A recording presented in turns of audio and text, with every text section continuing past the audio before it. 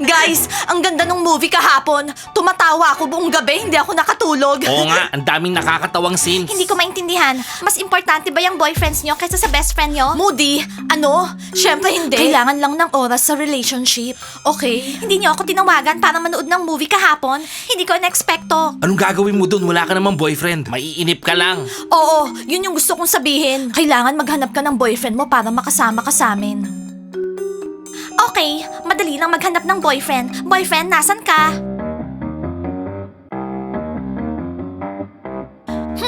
Tingnan niyo kung sino yung parating. Si Kitty tsaka yung mga tropa niya. Oo nga, ang yabang.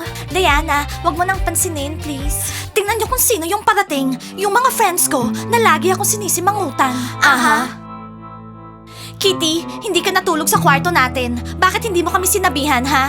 Bakit? Sorry, kailangan ko pa ba kayong sabihan kung hindi ako matutulog sa kwarto natin? Eh kung i-empake mo na lang yung mga gamit mo, tapos umalis ka na sa kwarto. Para magamit namin yung extra wardrobe, tsaka yung extra shelves. Naiintindihan ko na hindi ka mabubuhay nang wala ako. Pero pinuntahan ako ng mga friends ko at wala ba akong karapatan makasama sila? Oo nga, wala ba siyang karapatan makasama kami, ha? Alam mo, Kitty, nashock ako sa'yo. Si Kitty at yung mga friends niyang sabay magsalita. Nasobrahan ba kayo sa kakapanood sa videos namin? Pinapanood niyo yung mga galaw namin? Traitor ka, Kitty. Kitty, sige, sagutin mo nga siya. Hoy, Diana, kapag pinakialaman mo pa ako, tsaka yung mga friends ko, susuntukin kita sa mata. Hindi mo ba alam na marunong ako makipag-away? Oo. Girls, anong nangyayari sa inyo, ha? Pwede ba kumalma kayo? Ini-invite ko kayo sa art lesson. Tara na! Hindi ko naisip na kayang baguhin ng bad friends yung isang tao. Diana, papasok tayo sa art lesson ngayong araw. Oh yes, see you sa art lesson.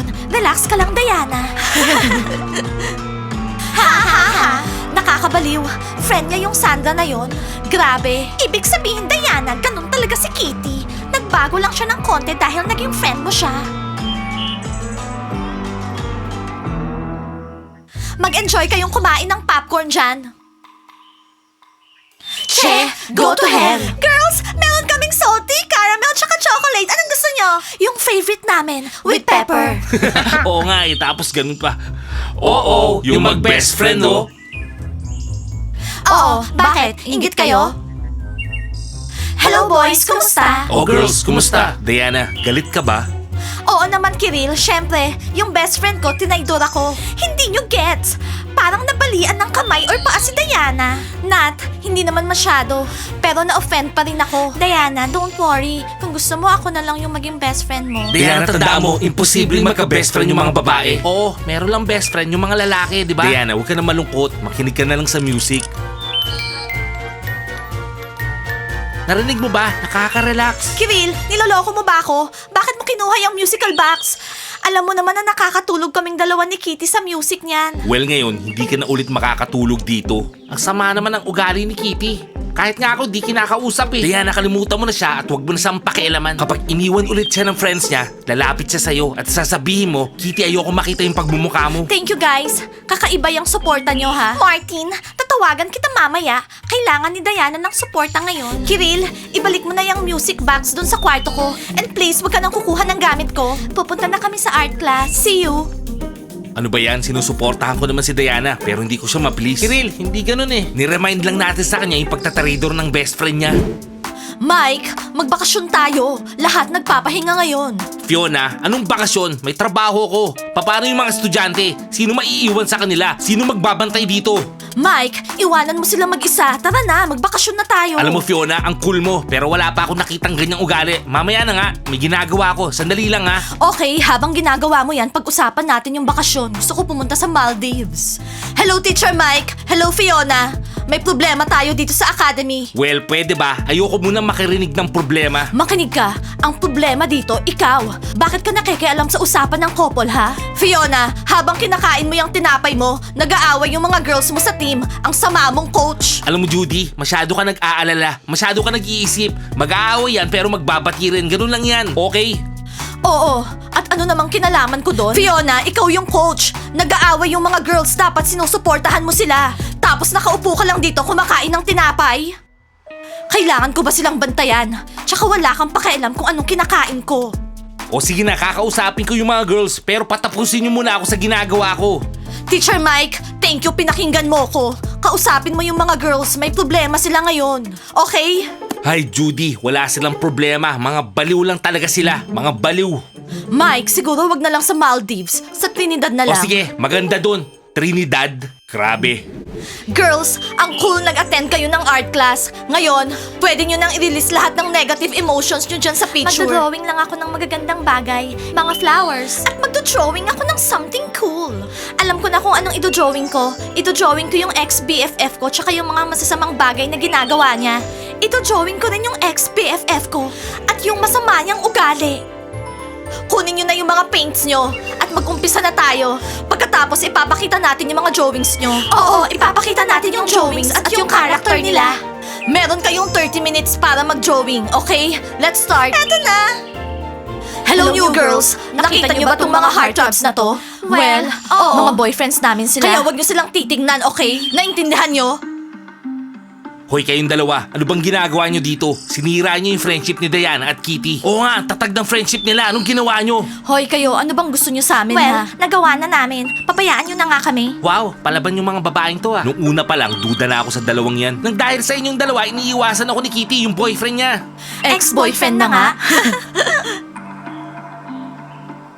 Aba, mukhang kailangan nating awayin yung dalawang to ah. Aawayin, babae sila no? Mga masamang babae. Kayang-kaya natin yung dalawang yan. Thomas, hindi ko maisip na ganyan pala yung mga kaibigan ng girlfriend mo. Kahit nga ako, nabigla eh. Nakakaawa si Diana. Pinagkatiwalaan niya si Kitty tapos iniwan niya si Diana ng ganyan.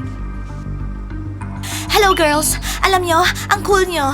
Oo, ang cool. Oo, alam na namin yon. In short girls, ako yung leader ng Kisa Group at naghahanap kami ng girls na sasama sa team namin. Masaya at cool kaming kasama. Nag-slip over kami. Tapos pinag-uusapan namin lahat dito. At ang pinaka-importante, nagsusuot kami ng leopard. Hindi pa nagsusuot ng leopard si Mona. Cool. Pero meron na kaming ibang grupo. Kasama si Kitty. Cool. Akalain mo nga, sino bang mag-iisip na yung Kitty na yan ay baliw katulad ng mga friends niya? Mga baliw? Iniisip ko, ano kayang pangalan ng grupo nila? Siguro, Kit Pressers. Ay, galit ako. Gusto kong manuntok. Gusto kong magboxing. Relax ka lang. Aayusin natin to. Gagawa tayong paraan para palayasin yung dalawang yun. At bawiin si Kitty. At yung friendship nila ni Diana. Hindi. Girlfriend ko si Diana. Ayoko nakikitang nasasaktan siya. Okay, Kiril. Relax. Di naman namin kasalanan to ah. Hoy, Kiril. Okay nga eh. Sige, Kiril. Pakita mo yung galit mo. Ilabas mo. Magdamag umiiyak yung baby ko. Hoy, Thomas. Dito ka nga. Total, yung girlfriend mo yung nagtraidor sa girlfriend niya eh. Dahil to kay Kitty, isa siyang traidor, isang daga. Timur, awatin mo na. Baka manakaut pa si Thomas. Hayaan mo lang. Gusto ko makita anong mangyayari. Oh, Kiril. Agree ako. Si Kitty, isa siyang traidor. Oo, agree ako. Aray, traidor yang si Kitty. Ang sama ng mga kaibigan niya. Tara, tulungan natin si Diana. Okay, tara. Hindi ako papayag. Pinaiyak nila si Diana. So girls, ipakita nyo na yung mga drawings nyo. Nat, drawing ko yung tattoo na gusto kong ipalagay. Gagawin ko na soon. Nice! So eto yung pagpapakita mo ng emotions. Dana? Nag-drawing ako ng lavender kasi gusto ko ng lavender. Dana, ang ganda ng lavender mo. Gusto ko din yung flower na yon. Girls, ano yung drawing nyo? Mauuna ako. Eto si Kitty, na may sungay. Sabi dito, isa siyang traidor. Kasi, tinaidor niya ako, yung BFF niya. At ito, yung broken heart ko. At ito yung mga bago niyang friends, si Sandra tsaka Emmy, na inagaw yung BFF ko sa akin. Mga agaw. Oh, Diana, nasaktan talaga yung puso mo. I'm so sorry. Dinescribe ng drawing mo ang lahat. Talaga? At ito si Diana, at yung malaking corona sa ulo niya. Ang gusto ni Diana, makipag-friends lang ako sa kanya, pero gagawin ko yung gusto ko. Pero Kitty, ilang taon na kayo magkasama. At ngayon, may mga luha sa mukha ni Diana. Luha para sa ex-friend niya. Oo, tama ka Kitty. Umiiyak ako tuwing gabi kasi nasaktan talaga ako. Pinili mo yung maling kaibigan, pinagnanakawan ka ng friend mo at gagawin niya ulit yon. Sigurado ako, gagawin niya ulit yon. Girls, na-shock talaga ako sa nangyari sa relationship niyo. Naghiwalay kayo. Si Kitty yung nag-umpisa. Friends kaming lahat at okay lahat. Siya! Bakit yung mga friends na yon? Sinira nila lahat. Kitty, baka matauhan ka na. Hindi mo ba namimiss yung mga kwentuhan natin? Yung friendship natin? Hindi ba? Diana, hindi. Imagine. By the way, kailangan ko nang umalis. Hinihintay na ako ng friends ko. Ay, Hindi ako makapaniwala. Hindi ako makapaniwala sa nangyari. Diana, pwede mo akong puntahan. Sa tingin ko, kailangan mo nang makakausap. Thank you, Judy. Siguro pupuntahan ka namin para mag-chamomile tea. Girls, tara na. Diana, huwag kang malungkot. Lahat na nangyayari para sa ikabubuti. Diana, huwag ka nang iiyak sa pillow mo, okay? Susubukan ko. Kailangan kong tulungan yung mga girls na ibalik yung friendship nila.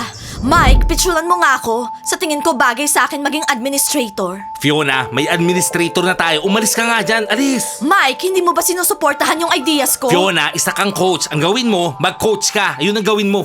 Okay girls, free na ako. Na-miss ko kayo. Kami rin. Oh my God, hindi ko pa nakita si Kitty na ganyan. Fiona, nakalimutan mo ba yung kailangan mong gawin? Kakausapin mo yung mga girls kasi may problema sila. Hayaan mo silang umayos ng problema nila. Wow! May bagong administrator. Fiona, hindi bagay sa'yo. At ang nagsabi nun, basketball player / loser. Fiona, hindi maganda yan. Iniinsulto mo yung bata. Ano ka ba? Kitty, hindi ka ba matutulog sa kwarto natin ngayong gabi? Hindi. Pupunta ako sa kwarto at kukunin ko lahat ng gamit ko. Ah, what a twist! Diana, mukhang tapos na talaga yung friendship nyo. That's nice. Girls, tara na sa cafe. Let's go. Diana, kung malungkot ka, pwede kang pumunta sa amin mag-sleepover. Magiging masaya yon. Girls, hindi ngayon yung tamang panahon para dyan. Hindi nyo ba nakikita? Nat, ano kasing sinabi mo? Lahat ng nangyayari para sa ikabubuti. Malalagpasan ko rin tong pagtatraidor na to. Pero Diana, pwede kang pumunta sa amin. Mag-sleepover ka, sigurado sasaya ka. Fiona, kitang-kita mo naman 'di ba? Nasa isang team si Diana at Kitty. Kailangan ayusin mo sila. Mike, di ba sinabi mo? Mag-aaway sila tapos magbabati sila. Picturean mo na lang ako. Girls, kapag umalis si Kitty sa team natin, kailangan humanap tayo ng kapalit. Oh, Diana, magpapakasting na naman tayo. Ewan ko, Nat, pero kailangan may maisip tayo. Guys, i-comment nyo. Sa tingin nyo, babalik pa sa amin si Kitty at magiging BFF ko pa rin siya o aalis na siya forever. Like and subscribe to the channel and don't forget to hit the bell. See you on our next episodes. I love you guys. Bye!